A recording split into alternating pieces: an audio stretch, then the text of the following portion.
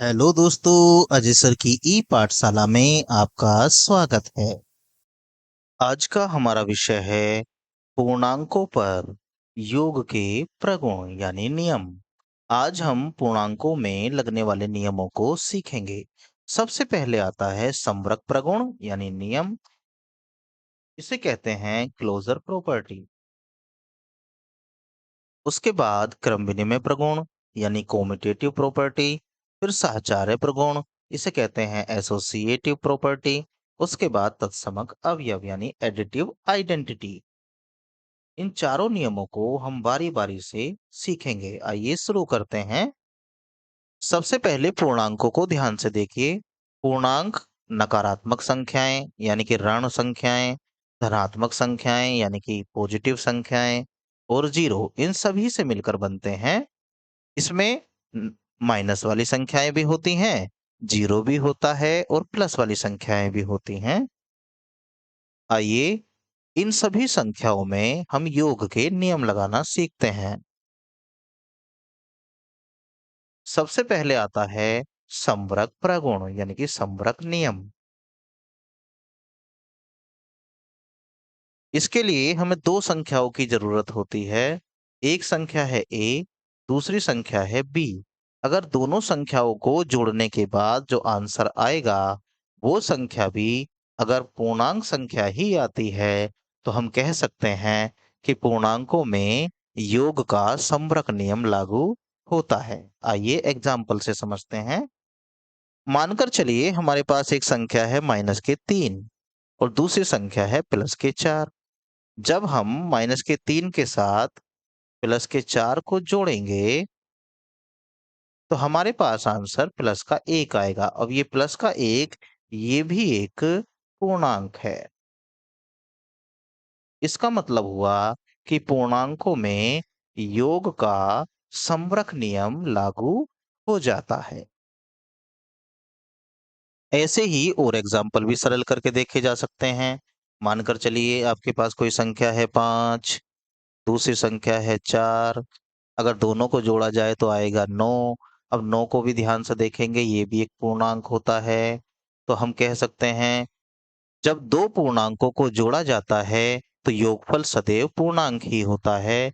यही योग का संवृत नियम कहलाता है। चलिए दूसरा नियम देखते हैं। अब हमारे पास आता है क्रम विनिमय प्रगुण यानी कि क्रम विनिमय नियम। इस नियम के लिए हमें दो संख्याओं की जरूरत होती है। दोनों संख्याओं को बारी बारी से क्रम बदलकर जोड़ने पर देखते हैं। अगर दोनों तरफ से आंसर एक जैसा आता है तो हम कह सकते हैं कि योग में क्रम विनिमय नियम का पालन होता है। आइए इसे भी एक एग्जाम्पल से समझते हैं। मानकर चलिए हमारे पास दो संख्याएं हैं। एक है -6 और दूसरी संख्या है 7। आइए दोनों को जोड़कर देखते हैं। सबसे पहले -6 के साथ जब हम +7 करेंगे तो हमारे पास आंसर आएगा +1। अब दूसरा तरीका देखते हैं। पहले लिखते हैं 7, उसके बाद जोड़ते हैं -6।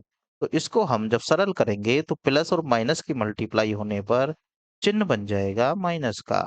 तो ये बनेगा -7 में से 6 घटाने पर +1। दोनों तरफ से आंसर एक जैसा आया तो हम कह सकते हैं दो पूर्णांकों के योग पर संख्याओं के क्रम का कोई प्रभाव नहीं पड़ता। मतलब आगे पीछे लिखकर जोड़ देने से आंसर नहीं बदलता। यही योग का क्रम विनिमय नियम कहलाता है। अब हम देखेंगे पूर्णांकों पर योग के प्रगुण का तीसरा नियम। ये है योग का साहचर्य प्रगुण।